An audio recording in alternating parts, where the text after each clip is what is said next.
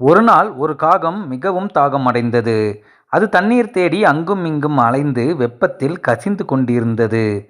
வெகுநேரம் தேடிய பிறகு ஒரு வீட்டின் அருகே பானை இருப்பதைக் கண்டது. காகம் மகிழ்ச்சியுடன் அங்கு பறந்து வந்தது.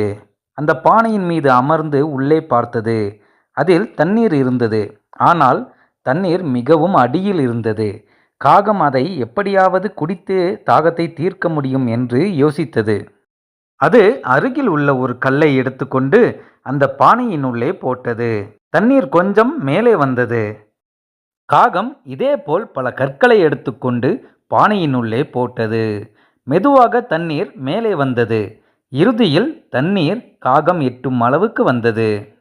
காகம் தன்னுடைய அறிவாற்றலால் தாகத்தை தீர்த்தது. இது நமக்கு எந்த ஒரு சிக்கலையும் நிதானமாக யோசித்து சிரமப்பட்டு தீர்க்க முடியும் என்பதை உணர்த்துகிறது. காகம் தனது புத்திசாலித்தனத்தாலும் நிரந்தர முயற்சியாலும் தாகத்தை தீர்த்துவிட்டு மகிழ்ச்சியுடன் பறந்து சென்றது.